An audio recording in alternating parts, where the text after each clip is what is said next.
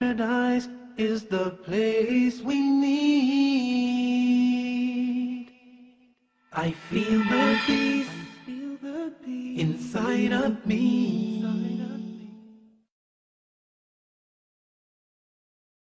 Greetings and peace. This is Dr. Laurence Brown with another episode of Interfaith Issues, where we discuss the issues of common interest to the three Abrahamic religions of Judaism, Christianity, and Islam. Today I'm going to be talking about the subject of where is the Christ in Christianity.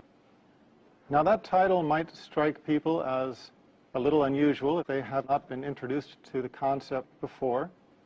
The reason for the title, Where is the Christ in Christianity, is simply that many who read the Christian scriptures encounter a paradox that they have difficulty resolving. And that paradox is that the teachings of Jesus Christ often are found to be seemingly at odds with the tenets of Christian faith.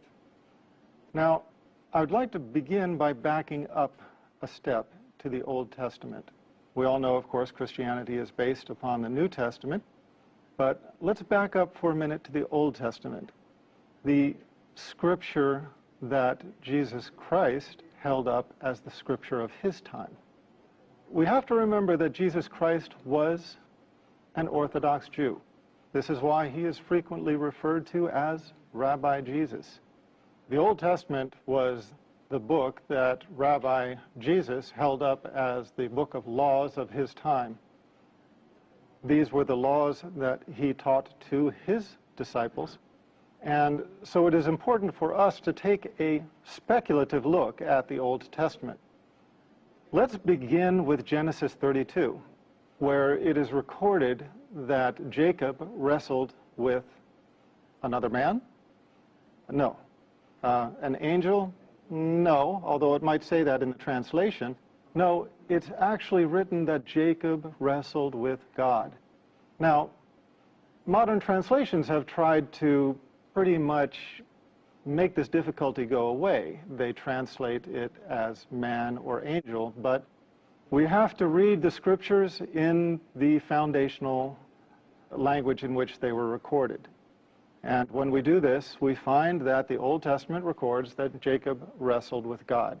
Now, let's put this into perspective. Our universe is vast. How vast exactly is it? Well, take 240, add 21 zeros after it, and that's how many miles the universe is in diameter. 240 with 21 zeros after it is 7 sets of 3 zeros with commas. It's a number so vast, I'm not even sure if anybody knows the name for it. And on top of that, within this known universe, we have over 1 billion galaxies, and the universe, despite its vastness, is still expanding at 90% the speed of light. Now, this is creation of our Creator, and we are to believe that Jacob, a man, wrestled with the Creator of this vast universe, not only wrestled with him, but, as the Bible records, prevailed. It records that Jacob prevailed in wrestling against God.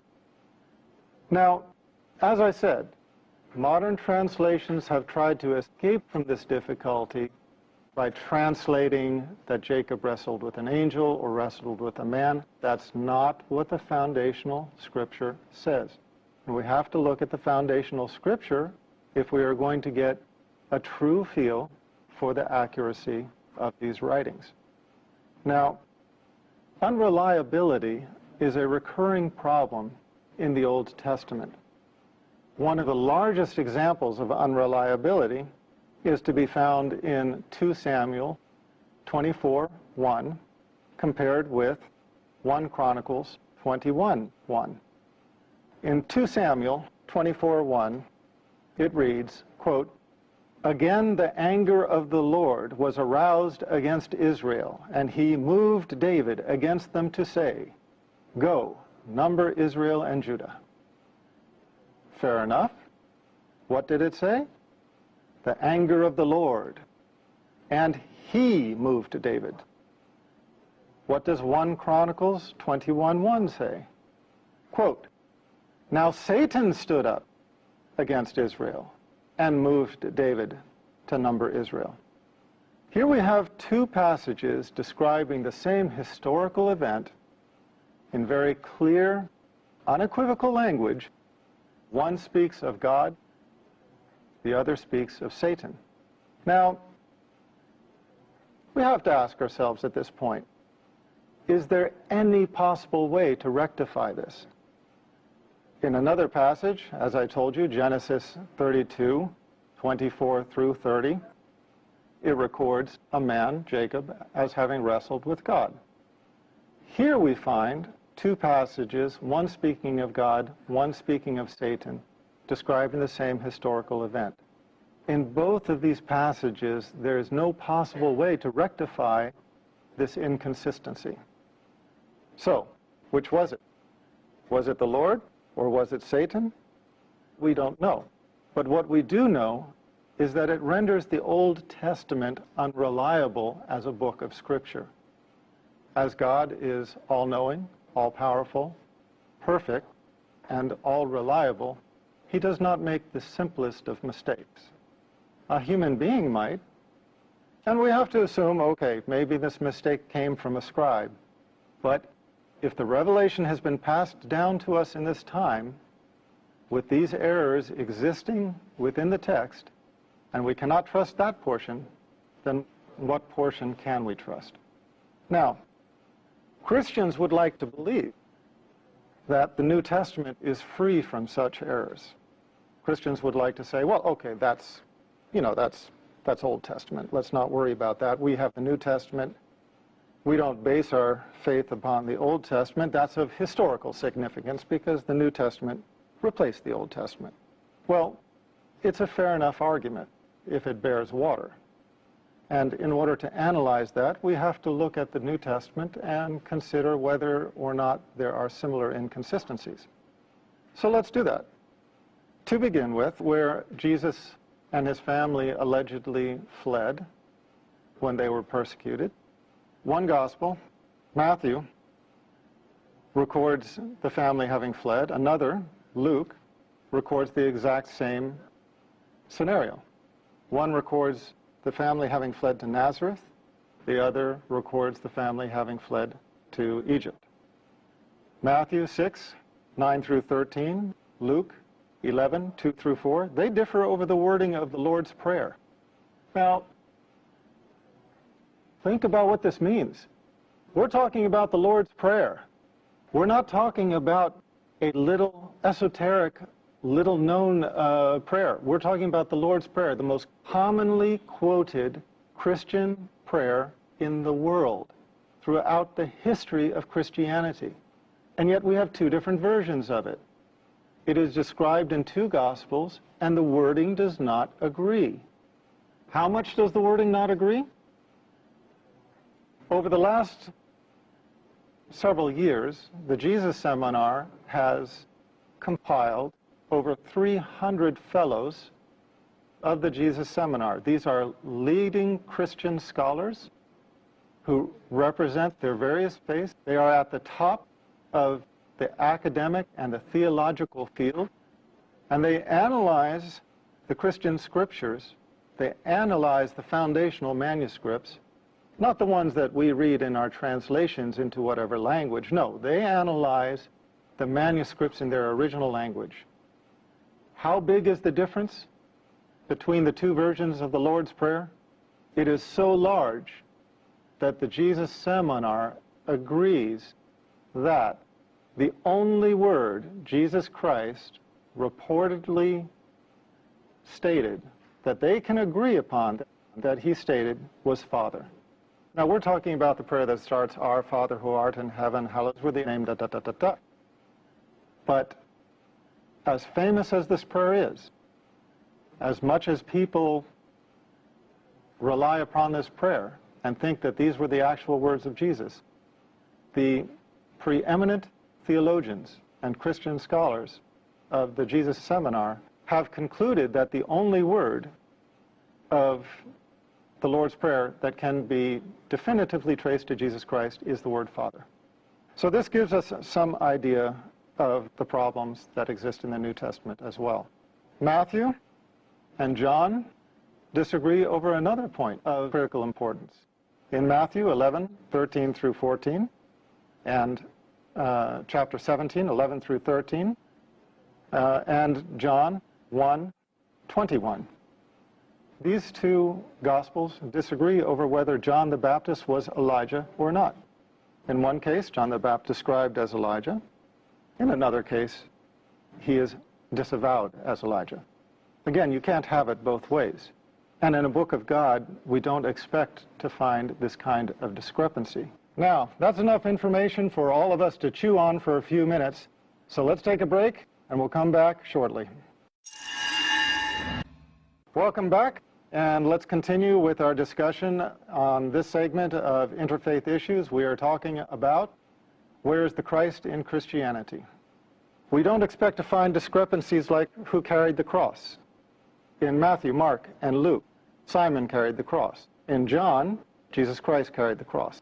Again, which one was it? We don't expect to find differences over little things, such as what was the color of the robe that he was wearing? Scarlet, as in one gospel, or purple, as in another? Did the Roman soldiers put gall in the wine, or did they put myrrh? Look at the Gospels. You will find parallel stories that do not agree.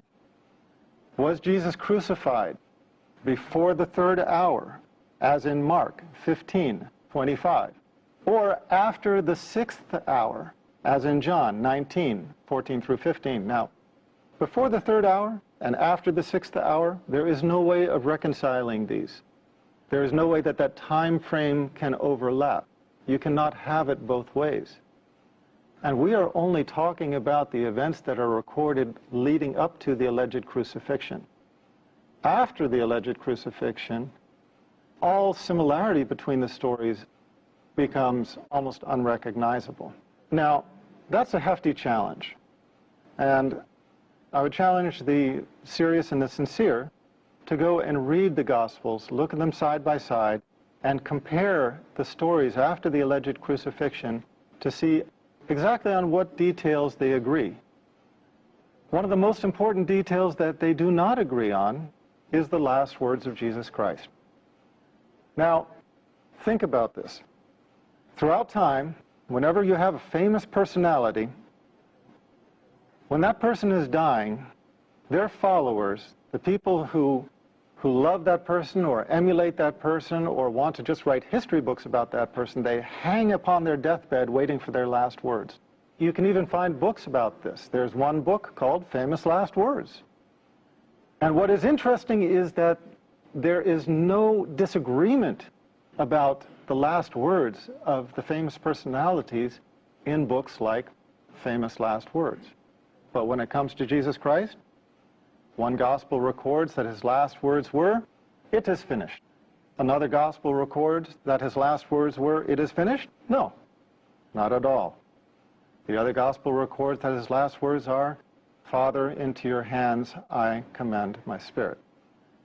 Which is it? Again, you can't have both. You can't have he said this and then said that and they were both his last words. No. If you said this and then you said that, this is no longer his last words.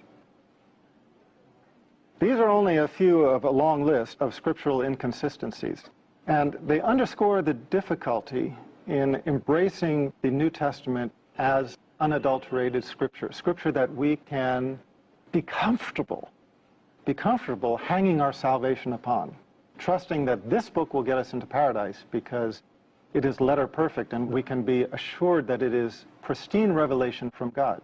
Because quite clearly it is not. There are inconsistencies that cannot be rectified with one another. Hence the question, where is the Christ in Christianity? On one hand, we have a religion that is named after Jesus Christ. And if you ask any Christian, what is the foundation of your faith? What does it mean to be Christian? They will say it means to follow the teachings and the example of Jesus Christ. But now, if that is the case, why do we find such a large disparity between what Jesus Christ teaches and what the church teaches as the tenets of Trinitarian Christian faith. Let me give you some examples. Jesus Christ taught Old Testament law. That's why, as I said in the beginning of this talk, he's known as Rabbi Jesus. Paul negated it. Jesus Christ taught that God is one God. The Pauline theologians derived the Trinity. Jesus called himself the Son of Man 88 times. 88 times he called himself the Son of Man. Not once did he ever call himself the Son of God in a literal, begotten, not made sense. What did Paul call Jesus Christ? The Son of God. What do Christians know Jesus Christ as now? Allegedly the Son of God. We have to ask ourselves, when we are following the tenets of Christian faith, or those who follow the tenets of Christian faith, what are they adhering to more closely, the teachings of Jesus Christ or the teachings of Paul? And make no mistake about it, they are not the same. The teachings of Paul, as I just stated, in most cases are contradictory to the teachings of Jesus Christ, negating the Old Testament law, denying the unity of God, denying the direct accountability, meaning praying directly to God instead of praying to a saint or an intercessor, identifying Jesus Christ as a man and not as the Son of God. These are critical points upon which Paul and Jesus Christ were at odds. Paul was not only at odds with the teachings of Jesus Christ, but he was corrected by Jesus' disciples. It is well documented in the New Testament, the animosity between Peter and Paul, the animosity between James and Paul. So again, the title of this talk, Where is the Christ in Christianity? Because what we are finding is that what Jesus Christ taught is not the foundation of the tenets of faith encountered in Trinitarian churches of this time. Rather, the Trinitarian churches of this time are based predominantly upon the teachings of Paul. How recognizable is this? Is this something that I am seeing for the first time nobody else has seen? Is this something that has escaped the knowledge of Christian scholars? Not at all. They are well aware of it, but they are shy to talk about it. Let me read some quotes. Lehman contributes, quote, "What Paul proclaimed as Christianity was sheer heresy, which could not be based on the Jewish or Essene faith, or on the teaching of Rabbi Jesus. But, as Schoenfeld says, the Pauline heresy became the foundation of Christian orthodoxy, and the legitimate church was disowned as heretical." Was this only to be found in the writings of Lehman? No. Barty Ehrman, probably the leading scholar of biblical textual criticism alive today, speaking upon this very subject, commented, quote, "Paul's view was not universally accepted, or, one might argue, even widely accepted. Even more striking, Paul's own letters indicate that there were outspoken, sincere, and active Christian leaders who vehemently disagreed with him on this score and considered Paul's views to be a corruption of the true message of Christ. One should always bear in mind that in this very letter of Galatians, Paul indicates that he confronted Peter over just such issues. He disagreed, that is, even with Jesus' closest disciple. Commenting on some of the early Christians in the pseudo-Clementine literature, Barty Ehrman wrote, "Paul has corrupted the true faith on a brief vision, which he has doubtless misconstrued. Paul is thus the enemy of the apostles, not the chief of them. He is outside the true faith, a heretic to be banned, not an apostle to be followed." Joel Carmichael, quote, "We are a universe away from Jesus. If Jesus came only to fulfill the law and the prophets, if he thought that not one iota, not a dot would pass from the law, that the cardinal commandment was, quote, "Hear, O Israel, the Lord our God, the Lord is one," and that no one was good but God, what would he have thought of Paul's handiwork? Paul's triumph meant the final obliteration of the historic Jesus. There are many others who have made similar comments. The point is that in analyzing Christianity, we have to choose who to take the teachings from. If we are choosing to take our teachings from the prophet Jesus, let's do it. Let's take from his teachings. Let's go and buy a red letter Bible that records all the words of Jesus Christ in red, and we will find everything that Jesus said very clear. You will find everything that I have spoken about in this last 20 minutes. You will find him speaking of one God. You will find him speaking of himself as the Son of Man. You will find him speaking of direct accountability. You will find him speaking of the fact that he was an ethnic prophet, etc., etc. But if you choose to follow the teachings of Paul, well, then you are welcome to follow the Pauline, Trinitarian Christianity that prevails in this time. But before you do that, I would suggest one thing. Let's take a close look at these issues I have described. Jesus Christ teaching that there is only one God, teaching that the prophets were men and sons of men, teaching direct accountability. What other religion, what other of the Abrahamic religions conveys these simple, true values? If you answered Islam, you'd be correct. Here is a religion that honors Jesus Christ as the prophet, that recognizes his humanity, recognizes the truth of the revelation that he conveyed, but at the same time recognizes the very human corruptions, whether intentional or not, that crept into that revelation over time. At the same time, Islam is a religion of Tawheed, belief in the oneness of God, as Jesus professed, and it is a religion that fulfills everything that Jesus Christ himself spoke of.